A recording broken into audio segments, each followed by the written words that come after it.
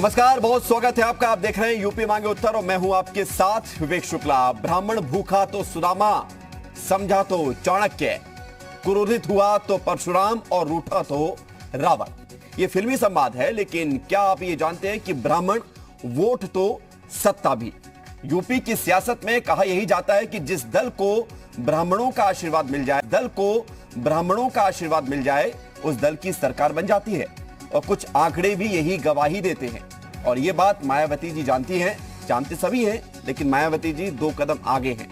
इसलिए आज अयोध्या से प्रबुद्ध वर्ग, जिसे अब तक ब्राह्मणों का सम्मेलन कहा जा रहा था, उसकी शुरुआत हो गई। आज बीएसपी के सबसे बड़े ब्राह्मण नेता सतीश चंद्र मिश्रा ने मंच से माया सरकार में ब्राह्मण की भलाई के कई किस्से बताए। साथ ही मौजूदा दौर में बीएसपी जिस चश्मे से ब्राह्मणों पर अत्याचार, एनकाउंटर, डराने की घटनाएं देख रही है, उसका भी जिक्र हुआ। सतीश चंद्र मिश्रा ने कहा कि अब जवाब देने का वक्त आ गया है, लेकिन सवाल घूमकर फिर वही पहुंच जाता है कि समाज को किस तरह की जरूरत है। जात पात के सियासी वोट बैंक की जरूरत है या फिर विकास की जरूरत है। और ये वर्ग विशेष सम्मेलन से क्या वाकई ब्राह्मण बीएसपी पर एक बार फिर से विश्वास करने को तैयार हो जाएगा? सवाल यह भी है कि क्या वोट बैंक की अंधी लड़ाई में अपराध और अपराधी की जाति पर भी सियासत होगी? आज चर्चा इसी मुद्दे पर। उससे पहले ये रिपोर्ट देखिए।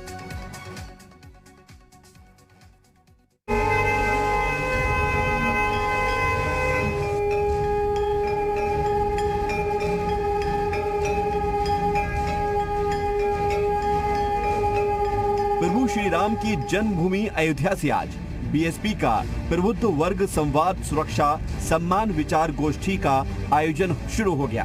कार्यक्रम का नाम जरूर आपको बड़ा लग सकता है, लेकिन लक्ष्य एकदम स्पष्ट है, ब्राह्मण वोट बैंक। जी हां, कल तक जिस ब्राह्मण सम्मेलन का जिक्र मीडिया की सुर्खियों में था, आज उसका नाम बदलकर बीएसपी के चुनावी कार्यक्रम का आगाज हो गया है।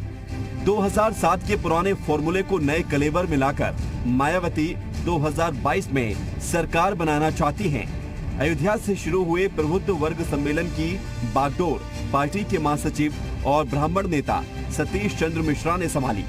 मंच से मायावती की सरकार में ब्राह्मण कल्याण के कसीदे पढ़े गए और मौजूदा सरकार के दौर में ब्राह्मणों पर हुए जुल्म, अत्याचार, एनकाउंटर के सहारे भावनात्मक उकसावे से एक साथ आकर बदला लेने का आह्वान किया गया। पूरे उत्तर प्रदेश के ब्राह्मण समाज के लोगों से हमारा यह आह्वान है कि जिस तरीके से 400 से ज्यादा हत्याएं इस सरकार में हो चुकी हैं, एनकाउंटर हो गए हैं, मार दिए गए लोग, उसका संज्ञान में लेने का काम करिए। अब डरने का वक्त नहीं रह गया, ये डर और दबाव का वक्त गया। उधर बीजेपी ने बीएसपी के ब्राह्मण सम्मेलन पर पुराने वादे की याद दिलाते हुए तिलक, तराजू और तलवार का जिक्र कर दिया और कहा कि ब्राह्मण बहकावे में आने वाला नहीं है। तिलक, तराजू और तलवार, इनको मारो जूते 4। ये ब्राह्मण कैसे भूलेगा? तिलक मीन्स ब्राह्मण, तराजू माने बैस, तलवार माने क्षत्रिय। ये नारा देने वाली बहन जी को जो पैतरे तमाम है ये बदल चुके हैं, उसको कोई नहीं भूलेगा। एक बार काठ की हांडी चढ़ गई, 2007 में मुख्यमंत्री बन गई, बाकी जो मुख्यमंत्री वो तो बीजेपी ने बनाया। वहीं समाजवादी पार्टी ने भी ब्राह्मणों को लेकर अपनी सरकार में किए गए काम गिनाए। परशुराम जयंती पर छुट्टी से लेकर 18 साल में ब्राह्मणों को सम्मान देने का दावा किया गया।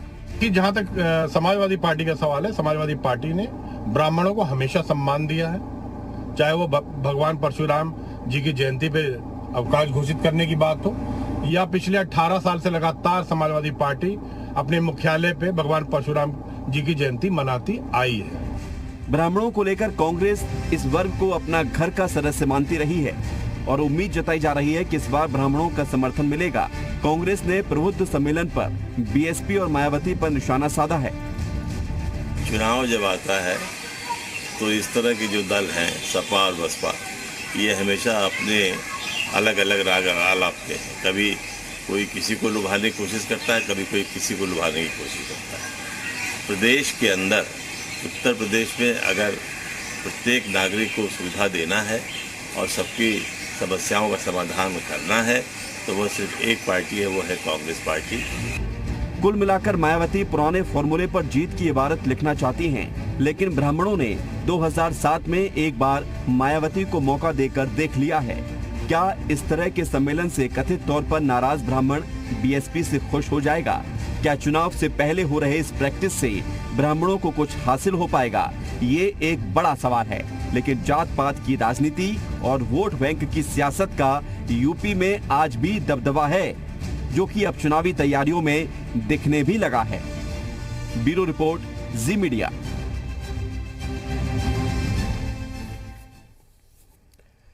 जी हाँ, तो सवाल यही है कि ब्राह्मणों का आशीर्वाद किस दल को मिलने जा रहा है, ये परिणाम बताएगा 2022 का। लेकिन उससे पहले की प्रैक्टिस पर सवाल तो बनते ही हैं। चर्चा की शुरुआत करते हैं। खास मेहमान हमारे साथ जुड़ रहे हैं बीजेपी का पक्ष रखने के लिए। अशोक पांडे, प्रवक्ता बीजेपी से हमारे साथ जुड़ रहे हैं। अनुराग भदौरिया, प्रवक्ता समाजवादी पार्टी के हमारे साथ जुड़ रहे हैं। कांग्रेस का पक्ष रखने के लिए उमाशंकर पांडे हमारे साथ जुड़ रहे हैं। कुछ देर में बीएसपी नेता करुणाकर पांडे जी हमारे साथ जुड़ेंगे। विजय उपाध्याय, राजनीतिक विश्लेषक हमारे साथ जुड़ रहे हैं। पंकज त्रिपाठी, परशुराम सेना संयोजक हैं आप, विधिक सलाहकार मंडल के, ये भी हमारे साथ जुड़ रहे हैं। और पहला सवाल अनुराग भदौरिया जी आपसे, क्योंकि विपक्ष में आप अपने आप को सबसे सशक्त मानते हैं और सीधा मुकाबला बीजेपी से आपका है, ये कहा जाता है।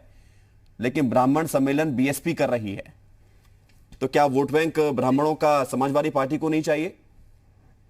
देखिए, ये बात मान के आज हमारे जो देश के, जिसको हम लोग बहुत सम्मान करते हैं, पंडित और शहीद चंद्रशेखर जी का जयंती है और उनको मैं नमन करता हूं। और आप अच्छी तरह जानते हो कि उन्होंने क्या कहा था। उन्होंने कहा था कि मैं उस धर्म का मानक मानता हूं जिसमें स्वतंत्रता होती है, अभिव्यक्ति की आजादी होती है, जहां पे भाईचारा होता है और समन्वय होता है। तो जब हमारे देश में शहीद होने वाले पंडित चंद्रशेखर आजाद जी इस बात को मानते थे, उसी बात को समाजवादी मानते हैं। समाजवादी यही कहती है कि समानता होनी चाहिए, भाईचारा होना चाहिए, स्वतंत्रता होनी चाहिए, अभिव्यक्ति की आजादी होनी चाहिए। उन्हीं के पद चिन्हों पे तो है हम लोग। और हमने कहा था कि समाज के अंदर में, क्योंकि समाज को आगे ले जाना है तो सभी को एक साथ मिलकर आगे चलना पड़ेगा, जिससे समाजवादी लोग चलते हैं। समाजवादी की नीति क्या, पार्टी क्या है? हम तो विकास की राजनीति करते हैं और हमेशा से कहा है कि सभी जाति धर्म का सम्मान करते हुए समाज को आगे ले जाने की बात अगर कोई उत्तर प्रदेश में करता है तो समाजवादी करते हैं। और समाजवादी ने हमेशा से हर वर्ग, हर जाति धर्म के लोगों का सम्मान किया है। किसी भी जाति धर्म का आप देखिए, हमने कितना बड़ा जनसुमिस पार्क बनाया, तो हमने तो ये नहीं देखा कि जनसुमिस पार्क है तो जनसुमिस जी के नाम से है। हमने लोहिया पार्क भी बनाया है। हमने इस तरह से आप अगर चलाएंगे तो शुक्ला पार्क भी हमने बनाया है। हमने लेकिन अनुराग भदौरिया जी, अगर पूछा जाता है समाजवादी पार्टी से कि आपने ब्राह्मणों के लिए क्या किया, तो समाजवादी पार्टी के द्वारा कहा जाता है कि हमने परशुराम जयंती पर छुट्टी की, हम परशुराम जी की मूर्ति लगाने जा रहे हैं। तो ये फिर तर्क क्यों दिए जाते हैं? अरे मैं बोल तो रहा हूँ, मेरी बात ही मैं प्रवक्ता आपसे बात बता रहा हूँ ना, किसने क्या बोला मैं तो बता रहा हूँ। हम समाजवादी लोग देखिए, मैंने वही आपको समझाने की कोशिश कर रहा हूँ। परशुराम जी की भी बात करते हैं हम एक तरफ क्या किस भगवान की बात करते हैं, हम बुद्ध की भी बात करते हैं। क्या हमने बुद्ध की प्रतिमा नहीं लगाई? क्या हमने कृष्ण भगवान की प्रतिमा नहीं लगाई? आप बताओ, नहीं लगाई तो? क्या हमने यहाँ पे जनसुमिस जी की प्रतिमा नहीं लगाई? क्या राम लोहिया जी की नहीं लगाई? या हम निषाद समाज के कितने बड़े नेता हमारे रहे, अभी उन्नाव में लगा के हमने कहा नहीं लगाया? हमने यहाँ पे अगर आप देखेंगे तो हमने आपको ये लगता है कि ब्राह्मण वोट बैंक से बीएसपी का भला हो जाएगा? फिर लगाई नहीं है, हमने तो बहुत पहले लगाई है। अभी ये तो आज ठीक है अनुराग जी, लौट रहे हैं आपसे अभी 7-8 साल पहले कांटेक्ट ठीक नहीं हो पा रहा है। आपकी आवाज तो आ रही है लेकिन चित्र सही नहीं आ रहा है। आपके पास लौटेंगे। अशोक पांडे जी, सवाल आपसे, क्या ब्राह्मण बीजेपी से नाराज है? और नाराज है तो क्या बीएसपी के द्वारा किए जा रहे सम्मेलन से खुश हो जाएगा? देखिए, आपको बता दें कि हम तो सबका साथ सबका विकास वाले लोग हैं। हम MY XY जोड़ के सत्ता में नहीं आते। हम तो A to Z हमारा है, हमें जान से प्यारा है। लेकिन ब्राह्मण की जहां तक बात है, बहन जी को ब्राह्मण जानता है। ये बहुजन समाज पार्टी पहले ब्राह्मण भाईचारा करती है, फिर ब्राह्मण को चारा बनाती है और सत्ता में आने के बाद ब्राह्मण बेचारा होकर घूमता है। ये दलित की नहीं, दौलत की बेटी पैसा कमाती है और जेल जाते हैं। राकेश त्रिपाठी और रंगनाथ मिश्रा जैसे हत्याएं, एनकाउंटर, ब्राह्मणों को डराया गया, अत्याचार हुए। अब आवाज उठाइए, एक साथ होइए, बीजेपी के खिलाफ आइए। देखिए, सतीश चंद्र मिश्रा जी का परिवार ही फायदे में रहता है। उनके रिश्तेदार सत्ता आई थी तो नकुल दुबे से लेके अंतु मिश्रा उनके रिश्तेदार हैं, वही फायदे में थे।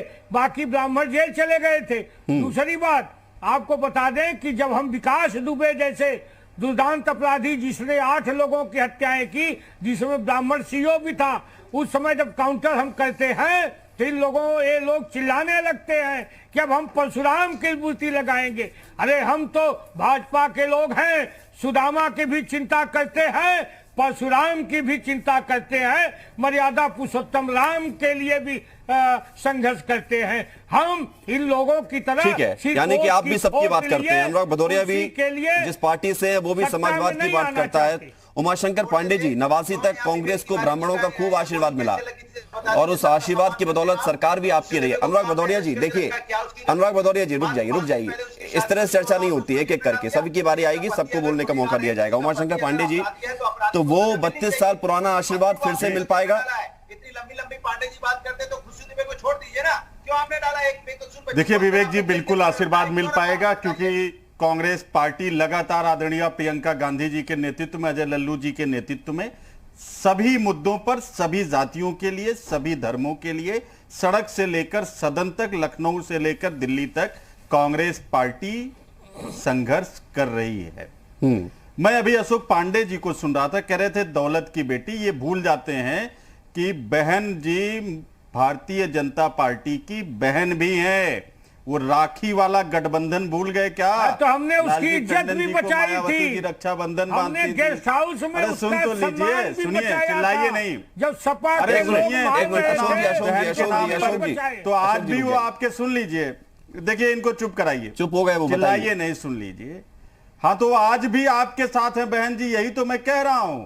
पिछले 4.5 सालों में 500 से ज्यादा ब्राह्मणों के खून से उत्तर प्रदेश की धरती लाल हो गई, चाहे वो लखनऊ की सड़क हो विवेक तिवारी और कमलेश तिवारी के खून से लाल है, तो महोबा, वीरों की धरती महोबा इंद्रकांत त्रिपाठी के खून से लाल है। तो ये प्रतापगढ़ में 5 ब्राह्मणों को जिंदा जला दिया गया और योगी आदित्यनाथ जी ने संवेदना के 2 शब्द बोलने में 7 दिन लगा दिए। तो ब्राह्मण को आपने भी छला, मायावती जी ने छला और समाजवादी पार्टी ने भी छला। लक्ष्मीकांत वाजपेयी जी, जो जिनके नेतृत्व में उत्तर प्रदेश 2014 में आपने सीटें जीती, उनको आपने इस लायक भी नहीं छोड़ा कि वो 4 पहिया की गाड़ी से उमाशंकर पांडे जी तक जा पाए, उनको पैदल जाना पड़ा था। बीएसपी ने छला, बीजेपी ने छला, ये तो एक बात है, लेकिन अगर समाजवादी पार्टी ने छला तो उसी समाजवादी पार्टी के साथ आपने गठबंधन में चुनाव लड़ा था, और फिर आप कैसे उम्मीद कर सकते हैं कि बीजेपी समाजवादी पार्टी ने जिसको छला वो वर्ग आपको वोट दे? देखिए, मैं आपको वही बता रहा हूं, सुन लीजिए विवेक जी। ब्राह्मण समाज को ये सभी दल ये सोचते हैं जिसकी नैया डूबने लगती है वही ब्राह्मण करने लगता है। 2007 में भी मायावती जी ने ब्राह्मण का समर्थन लिया था, उसके बाद 12 में भूल गई, 17 में भूल गई, 17 में मुस्लिम करने लगी थी। दलित करती है, ना दलितों की हुई, ना मुस्लिमों को की हुई और ना ही ब्राह्मणों की हुई। तीनों दल, मुख्यमंत्री तो छोड़ दीजिए ब्राह्मण, तीनों दल के लिए ब्राह्मण मुख्यमंत्री तो छोड़ दीजिए, उप मुख्यमंत्री तक नहीं बनाया, जबकि 4 बार ये तीनों दल सत्ता में आ चुके हैं। और कांग्रेस पार्टी ने 33 साल के उत्तर प्रदेश के शासन में 6 बार मुख्यमंत्री बनाया। ठीक है जी, डिप्टी सीएम दिनेश शर्मा जी है ना ब्राह्मण? दिनेश शर्मा जी की बात कर रहे हैं। मैं आपने समझा नहीं मैं क्या कहा। मैंने कहा ना कि एक भी ब्राह्मण नहीं बनाया। दिनेश शर्मा जी को, उनको बेचारे को आप, ये भारतीय जनता पार्टी ने क्या बना के रखा है? क्या बना के रखा है? डिप्टी सीएम है ना वो बगावत नहीं करते। ठीक है, लौटूंगा। आपने यही कहा ना डिप्टी सीएम तक नहीं बनाया, डिप्टी सीएम है वो, इसलिए मैंने इसको इंटरप्ट किया। उनको पंकज त्रिपाठी जी, एक मिनट, उमाशंकर पांडे जी, और सभी की बात हो जाने दीजिए। प्लास्टिक की कुर्सी पे बिठा दिया जाता है। ठीक है जी। पंकज त्रिपाठी जी, ब्राह्मण सम्मेलन जिसे प्रबुद्ध वर्ग सम्मेलन कहा गया बाद में, लेकिन ये सम्मेलन आज हुआ, अयोध्या से इसका आगाज हुआ। ब्राह्मण जिस तरफ जाता है उत्तर प्रदेश की सियासत में, उस तरफ सरकार बनती हुई नजर आती है। ये आंकड़े गवाही दे रहे हैं, ये मैं अपने मन से नहीं बता रहा हूं, क्योंकि जिस दल के सबसे ज्यादा विधायक ब्राह्मण रहे हैं उस दल की सरकार बनी है, लगातार देखने को मिला है। तो इस बार का ब्राह्मण क्या सोच रहा है कि किधर ज्यादा उसको विकास मिलेगा, या उसके बात सुनी जाएगी, या बीजेपी से खुश है, या समाजवादी पार्टी से, या बीएसपी से, कांग्रेस से, किससे? देखिए विवेक जी, सभी को लग रहा है कि सब ब्राह्मणों को अपनी तरफ कर लेंगे, उसको लुभा कर, लेकिन ऐसा है नहीं। ब्राह्मण प्रबुद्ध ये सम्मेलन कर रहे हैं, प्रबुद्ध माना जाता है, सभी उनके पास आते हैं, इसलिए आते हैं क्योंकि उनकी अपनी एक सोच है। लेकिन ये लोग जिस तरह के लोग लुभावने वादे करके इस समय चुनाव के सीजन में सोच रहे हैं कि ब्राह्मण उनकी तरफ चला जाएगा, ऐसा नहीं है। ब्राह्मण ने अपना मन बनाया हुआ है। अब सपा समाजवादी पार्टी के अनुराग भदौरिया जी हैं या फिर बसपा के हमारे भाई हैं बड़े प्रवक्ता, जुड़ेंगे थोड़ी देर में, या फिर कांग्रेस के, इन तीनों ही पार्टियों से मेरा एक ही सवाल है कि आप तीनों लोगों को तो राष्ट्रीय अध्यक्ष तो निश्चित है, वो आजीवन आपका राष्ट्रीय अध्यक्ष उन्हीं को रहना है, लेकिन आपका प्रदेश अध्यक्ष कोई आप ब्राह्मण को बना दीजिए, वो भी आप नहीं बनाएंगे। जिलाध्यक्ष की तो बात ही छोड़ दीजिए, आप समाजवादी पार्टी अनुराग भदौरिया जी से पूछ लीजिए तो शायद उनको अपनी पार्टी में 270 जो भी हमारे जिले हैं उनमें ये जिलाध्यक्ष अगर गिनाने आएंगे तो शायद ये गिना न पाए 10 भी। समाजवादी और बसपा में तो सबको पता है कि जिलाध्यक्ष किसको बनना है, कहाँ से निकालना है। ये सभी लोग एक तरीके से जो ब्राह्मणों को केवल इस समय चाह रहे हैं कि ठग लें, ऐसा नहीं है। ब्राह्मण अपनी सोच के हिसाब से हमने उस समय बसपा को मायावती। पंकज जी एक बात बताइए कि प्रतिनिधित्व मिलने से इस वर्ग का भाजपा मेरा मैं एक मिनट मैं जिस चीज पे बोल रहा हूँ मेरी आपने बात नहीं सुनी। मैंने कहा आपके राष्ट्रीय अध्यक्ष निश्चित है। भाजपा का अगर राष्ट्रीय अध्यक्ष निश्चित हो, जिस मुद्दे पे बोल रहा हूँ वही बोलूंगा ना मैं। अगर भाजपा का राष्ट्रीय अध्यक्ष पंकज त्रिपाठी जी राष्ट्रीय अध्यक्ष ठीक है, एक बात छोड़ दीजिए, इन सबको एक पद को एक तरफ रखिए। सवाल इस बात का है कि ब्राह्मण का सम्मान, ब्राह्मण का विकास ये किस दल में ज्यादा महसूस ब्राह्मण कर पाता है? क्योंकि बीजेपी कहती है हमारा है, कांग्रेस कहती है हमारा ब्राह्मण है, बीएसपी कहता है कि ब्राह्मण हमारे पास आना चाहिए, समाजवादी पार्टी भी कोशिश कर रही है। सबको पता है, इन सबको पता है कि ब्राह्मण सोच समझ के अपना निर्णय लेगा, क्योंकि अगर इनको पता होता कि ब्राह्मण उनका है तो ये सब उसको लुभाने में न लगे होते। ठीक है, इनको पता है कि ब्राह्मण सोच समझ के निर्णय लेगा, सोच समझ कर निर्णय लेगा। विजय उपाध्याय जी सवाल इस बात का है कि सभी लोग ये कह रहे हैं कि हम जात पात की राजनीति नहीं करते हैं, सभी वर्ग सभी समाज को लेकर साथ चलते हैं, और जात पात की राजनीति अगर होती तो वो दिखलाई पड़ती, ये दावा तक किया जा रहा है। विजय उपाध्याय जी हमारे साथ हैं क्या? विजय उपाध्याय जी, उनसे हम दोबारा संपर्क करने की कोशिश करते हैं। अनुराग भदौरिया जी, मैं आपके पास आऊंगा और हमारे साथ बीएसपी नेता करुणाकर पांडे जुड़ गए हैं। करुणाकर पांडे जी, आज सम्मेलन हुआ, ब्राह्मण आ रहे हैं साथ में? जी सर, जी सर, ब्राह्मण आ रहे हैं साथ में? नहीं, ब्राह्मण साथ बहुजन समाज पार्टी के साथ तो है ही है। जो बहुजन समाज पार्टी की रीति नीति है उससे जो है ब्राह्मण हमेशा बहुजन समाज पार्टी के नजदीक रहा है। अब ये जरूर है कि कुछ जो है छल कपट प्रपंच के नाते वो कहीं न कहीं थोड़ा बड़ा गुमराह हुआ है, लेकिन उसको लग गया कि हमारी असली हितैषी बहुजन समाज पार्टी ही है। तो आज आपने देखा होगा अयोध्या की धरती में जो ऐतिहासिक सम्मेलन हुआ, जिसमें प्रशासन के लगातार विरोध के बावजूद इतने बड़े पैमाने पर विरोध किया गया, कहीं कोविड के नाम पर, कहीं तमाम और प्रकार के प्रशासनिक कार्यों का दबाव, लेकिन उसके बाद भी करुणाकर पांडे जी, करुणाकर पांडे जी एक सवाल का जवाब और दीजिए, उसके बाद फिर मुझे ब्रेक पर जाना है। ब्राह्मण ने तो भरोसा 2007 में भी किया था मायावती जी पर, वो भरोसा तो बरकरार नहीं रहा ना 2012 में, तो फिर से आप भरोसा मांगने आ गए? सर वो नहीं हुआ तो उससे तो ब्राह्मणों का नुकसान हुआ, बहुजन समाज पार्टी का जो नुकसान हुआ वो तो हुआ ही, लेकिन जो ब्राह्मण समाज के सम्मान की बात चल रही थी वो कहीं ना कहीं गिरावट उसमें आई, और उसका परिणाम आज है कि पूरे प्रदेश में दलितों के बाद अगर किसी का सबसे ज्यादा उत्पीड़न हुआ तो ब्राह्मण समाज का हुआ। आज पूरे उत्तर प्रदेश में ब्राह्मण समाज के साथ, नौजवानों के साथ साथ, ठीक है, ये पूरी बात सुनेंगे आपकी। अगर ब्राह्मणों के साथ सम्मान नहीं हुआ, उत्पीड़न हुआ, तो उत्पीड़न करने वाला कौन है और क्यों उत्पीड़न हुआ और बाकी दलों ने क्या किया, उस समय आवाज क्यों नहीं उठाई? छोटा सा ब्रेक है, इन सारे सवालों के जवाब लेंगे।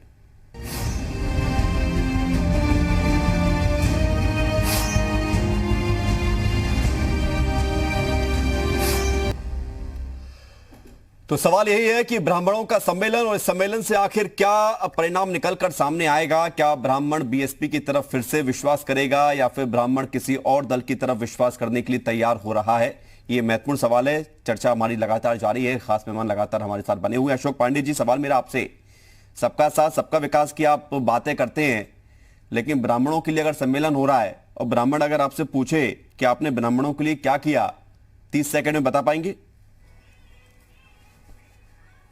देखिए, आपको बता दें कि हमने जो भी योजनाएं लाई ब्राह्मण के लिए और दलित के लिए, सबके लिए बराबर आई।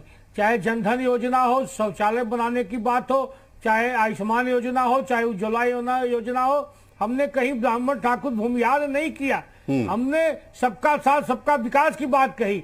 रही ब्राह्मण की बात, तो आपको याद होगा समाजवादी पार्टी की सरकार थी, अखिलेश जी ने कहा था किसी ब्राह्मण का काम मत करो।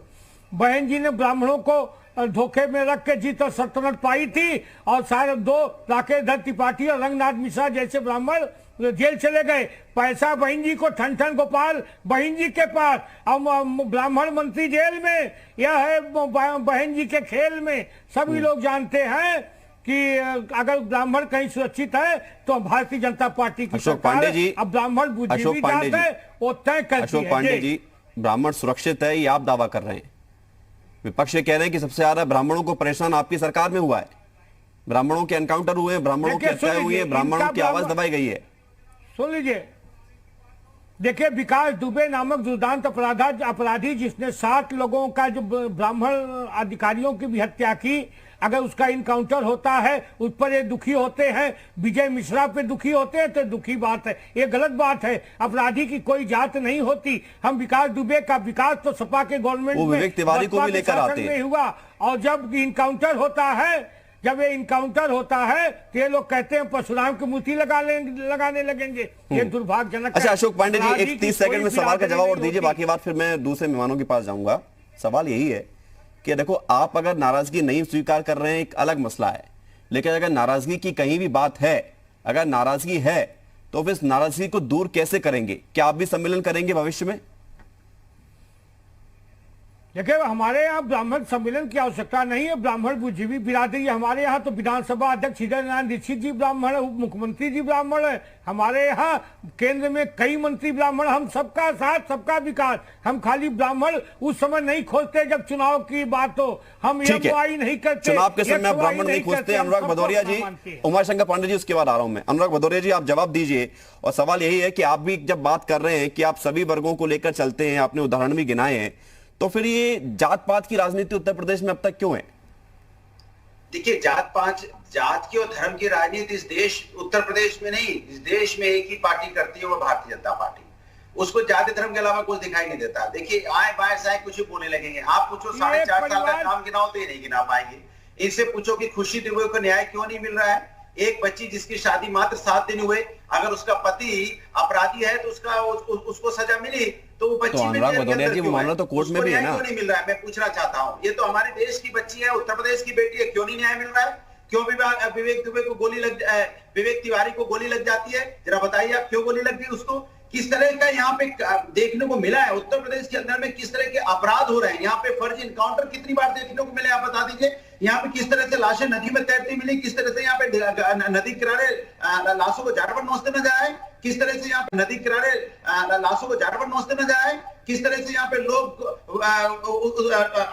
उसमें लॉकडाउन में पैदल चलते चलते लोगों की मौतें हो गई, किस तरह से महंगाई बेरोजगारी से लोग आत्महत्या कर रहे हैं। 59,000 शिक्षक भर्ती में वो लोग अपनी डिमांड मांगने जाते हैं तो आप उन पर लाठी बरसा देते हो, हाथ पैर तोड़ देते हो। इसके मतलब वो भी तो, उसमें भी तो सभी जात धर्म के लोग हैं। 59,000 शिक्षक भर्ती के जो लोग गए अभी 2 दिन पहले, उनके हाथ पैर तोड़ दिए, वो भी तो सारे जात धर्म के लोग थे उसके अंदर। तो मैं इसे पूछना चाहता हूँ, आखिर क्या चाहते हो उत्तर प्रदेश के अंदर में? कोई काम करेंगे कि जाति धर्म की राजनीति करेंगे? ठीक है अनुराग भदौरिया जी, अभी अखिलेश यादव जी ने क्रांति दल उन्नाव में लेकर गए। हर वर्ग को न्याय मिलना चाहिए, ठीक है, सामाजिक न्याय, ये बात बिल्कुल सही है।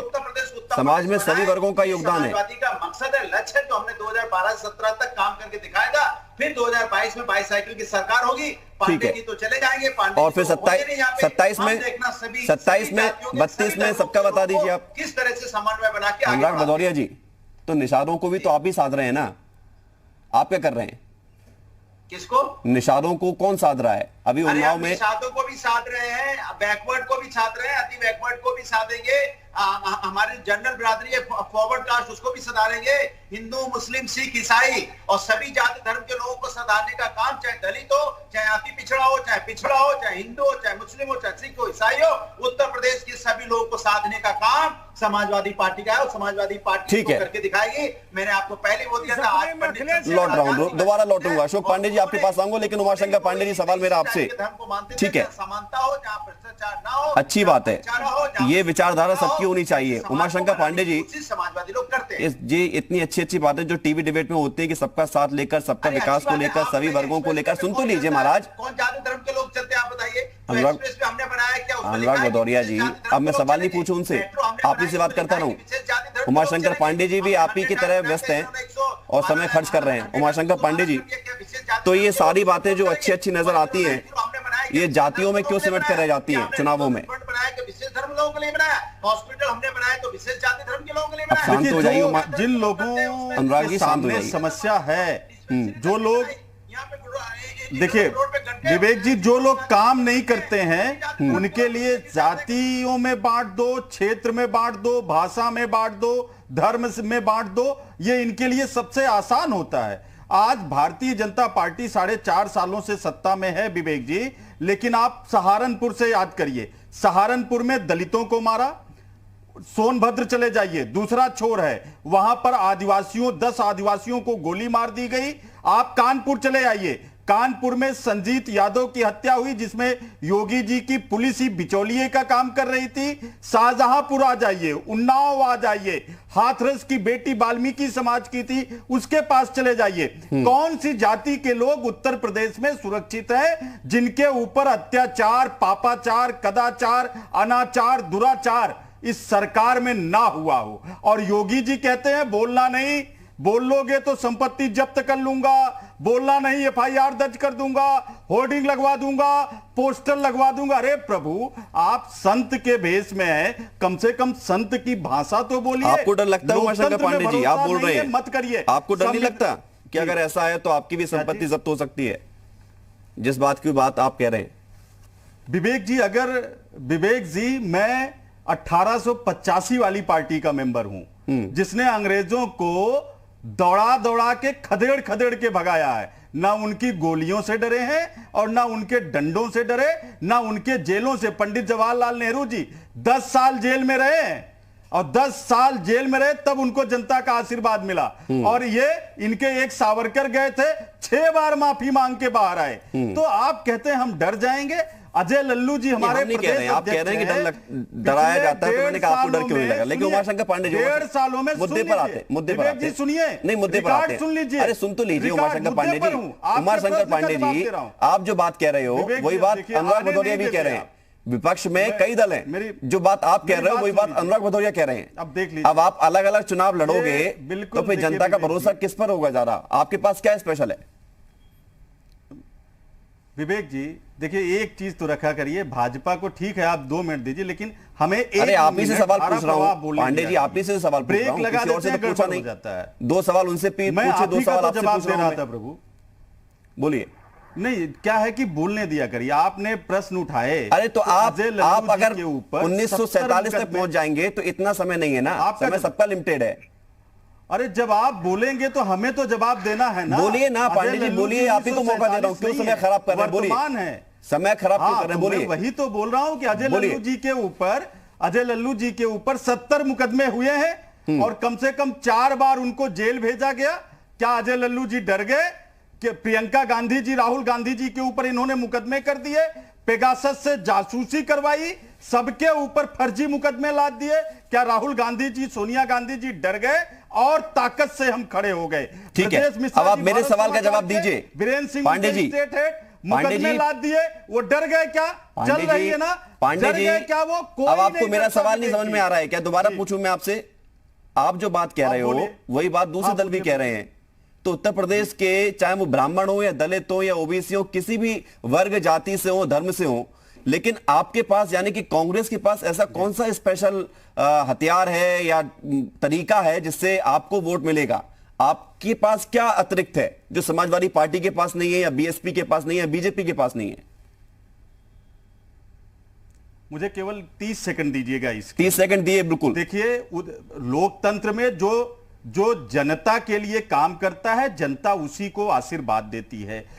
सोनभद्र के उम्भा के से लेकर शाहजहांपुर, आपका सहारनपुर, आपका हाथरस, आपका शाहजहांपुर, आपका बनारस, आपका बलरामपुर, आपका आजमगढ़, हर जगह जहां जहां पीड़ा है वहां वहां आपको कांग्रेस पार्टी, उसके नेता आदरणीय प्रियंका गांधी जी, अजय लल्लू जी, राहुल गांधी जी सड़क पर संघर्ष करते हुए नजर आए हैं। योगी जी की लाठियों के सामने अगर कोई तन के खड़ा रहा है विवेक जी, तो आप उठा के देख लीजिए, केवल कांग्रेस पार्टी खड़ी रही है। समाजवादी पार्टी भी तो खड़ी होती है, सड़क पर नजर आती है। और योगी जी की जेल में समाजवादी पार्टी भी तो खड़ी होती है। लोकतंत्र में और क्या काम होता है? लोकतंत्र में इसको इनकार नहीं कर रहा होता है, जनता उसके लिए खड़ी होती। अनुराग भदौरिया जी, सवाल मेरा आपसे, उसके बाद फिर आपके पास आऊंगा पंकज त्रिपाठी जी और अशोक पांडे जी, फिर आपके पास।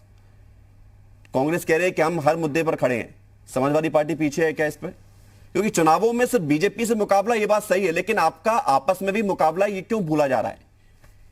देखिए, मेरा एक मानना सीधी सी बात है, समाजवादी पार्टी की जवाबदेही जनता के प्रति है।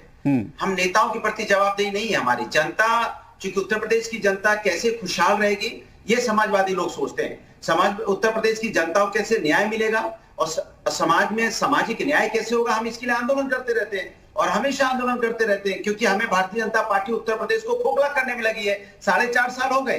आप भारतीय जनता पार्टी से काम गिनाने के लिए पूछेंगे तो बगलें झांकने लगेंगे, ऊपर नीचे देखने लगेंगे और चले जाएंगे 1916 में, 1920 में, पता नहीं कहां चले जाएंगे, उन्हें खुद नहीं पता चलता कहां चले जाएंगे। लेकिन वो अपना जो काम है 4.5 साल का नहीं गिना पाएंगे। 5 लाख करोड़ का इन्वेस्टमेंट लेके आए थे, 4.5 लाख करोड़, 5 लाख करोड़।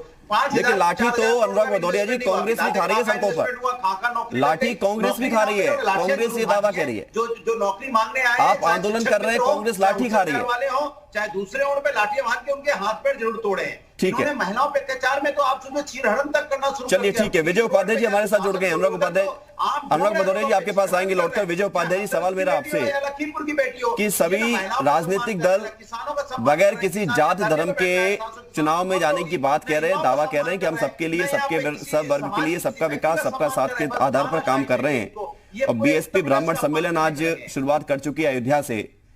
तो ये क्या देखने को मिलेगा कि इस तरफ ये है कि दावा कि हम सबका साथ चाहते हैं, सभी वर्गों को आपस में लेकर चलते हैं, दूसरी तरफ पर्दे के पीछे से एक एक जाति पर समीकरण साधे जा रहे हैं। देखिए, मेरा ऐसा मानना है कि 2007 के बाद से उत्तर प्रदेश में जितने चुनाव हुए हैं उन सारे चुनाव में जाति का समीकरण नहीं चला है, जनता का समीकरण चला है।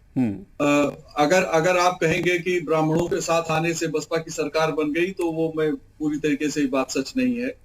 हो सकता है ब्राह्मण संगठन ये दावा करते हो, बहुजन समाज पार्टी ये दावा करती हो, लेकिन वो एक जनता की रुचि थी कि हमें एक ऐसी सरकार चाहिए जो अधिकारियों पे लगाम रखे।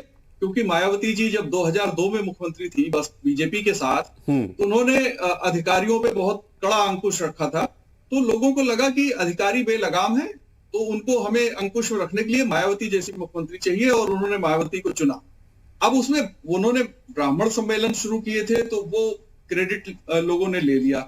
लेकिन अगर ब्राह्मण बसपा के साथ था तो 2012 में क्या हुआ?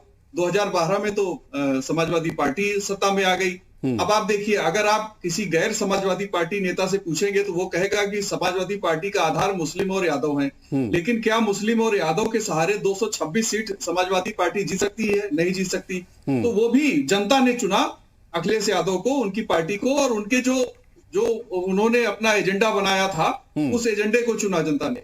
आप 2017 देख लीजिए, अगर जाति के समीकरण से चुनाव जीते जा सकते थे तो बीजेपी का कौन सा समीकरण था जो 325 सीट जीत के आई? तो ये खाली एक लोगों अपने आप को संतुष्ट करने के लिए राजनीतिक दल इस तरह के टोटके आजमाते हैं। जनता तय कर रही है कि किसकी सरकार होगी किसी भी प्रदेश में। अब ये कोई कहे कि हम एनकाउंटर करा देते हैं, अरे भाई आप कौन होते हैं एनकाउंटर कराने वाले? ये तो आप अपनी पुलिस को कटघरे में खड़ा करते हैं। एनकाउंटर में आत्मरक्षा में पुलिस मारती है, और कई बार अपराधी भी पुलिस को आत्मरक्षा में मार देते हैं। जब रात के अंधेरे में आप घुस जाते हैं उसके घर में बिना बताए और बिना महिला लिए घर में छापा मारेंगे, तो इसके आधार पे तो इस तरह के भी तर्क हो सकते हैं। लेकिन जाति और धर्म, इन दोनों चीजों का राजनीति में जो तड़का लगता है उसका कोई इंपैक्ट आज की राजनीति में नहीं है। 21वीं सदी में आप 20 साल पूरे कर चुके हैं। तो फिर मायावती जी को क्यों लग रहा है कि वो ब्राह्मणों को साथ कर वो पुराना वाला 2007 वाला फॉर्मूला काम कर जाएगा? 12% ब्राह्मण है, 30-32% पर दलित हैं, तो ये दोनों गठजोड़ से सरकार बना लेंगे? साहब 23% दलित हैं तो 19% वोट बसपा का क्यों मिला लोकसभा चुनाव में? कम से कम 23% से ज्यादा मिलना चाहिए था। और उन्हें फिर 20 सीटें विधानसभा में क्यों मिली अगर 23% उनके पास थे? तो ये कहने की बातें हैं। देखिए, ये नैरेटिव कहीं ना कहीं हम लोग भी गढ़ देते हैं, मीडिया के लोग भी इस बात को गढ़ देते हैं कि ब्राह्मण नाराज है, ब्राह्मण खुश है, या क्षत्रिय नाराज है, क्षत्रिय खुश है। देखिए, वोट किसी के पास कोई वोट नहीं, और जब जनता किसी को वोट देना चाहती है तो भरपूर उसकी झोली भर दे रही है। ठीक है, ये अगर आप ओबीसी की राजनीति अगर करेंगे तो कहेंगे समाजवादी पार्टी पिछड़ों की राजनीति करती। 54% पिछड़े हैं। समाजवादी पार्टी को सत्ता से बाहर कभी जाना ही नहीं चाहिए, परमानेंट गवर्नमेंट होनी चाहिए। ये चीजें हैं। नहीं तो ये जो स्थितियां हैं तो फिर क्यों, उपाध्याय जी सवाल यही है कि फिर अगर इतना गुणागणित जो आप बता रहे हो, ये बात सही भी है, आंकड़ों पर बात कर रहे हैं आप, तो ये तो राजनीतिक दलों को भी पता होगा, तो फिर इन सब चीजों से निकलकर क्या सामने आता है? ये महत्वपूर्ण बात है। मैं लौटूंगा आपके पास। हमारे साथ एक बार फिर से करुणाकर पांडे जुड़ गए हैं, बीएसपी नेता हैं। करुणाकर पांडे जी, एक आखिरी सवाल रहेगा मेरा आपसे, उसके बाद पंकज त्रिपाठी जी भी इंतजार कर रहे हैं, उनके पास सवाल करूंगा।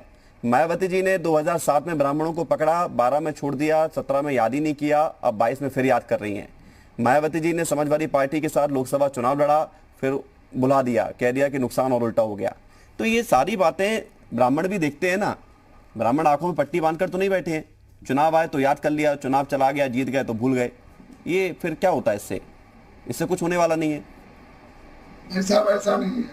आप तो 2007 से 12 का सिनारियो उठा करके देख लीजिए। जब 2007 में मान्या बहन जी की सरकार बनी थी तो सबसे ज्यादा ब्राह्मण समाज के लोगों को सम्मान मिला था। वो चाहे कैबिनेट में हो, चाहे उत्तर प्रदेश के प्रशासन में रहा हो, चाहे वो कल। अगर वो सम्मान मिलता है करुणाकर पांडे जी, तो आपको फिर मायावती जी को दोबारा ब्राह्मण वोट देते। लौटूंगा मैं आपके पास, समय समाप्त हो रहा। पंकज त्रिपाठी जी, आखिरी सवाल आपसे मेरा, और सवाल यही है कि क्या ब्राह्मणों को एक नहीं हो जाना चाहिए? जो कहा जाता है कि ब्राह्मण एक नहीं होते हैं, जिसका फायदा राजनीतिक दल उठाते हैं।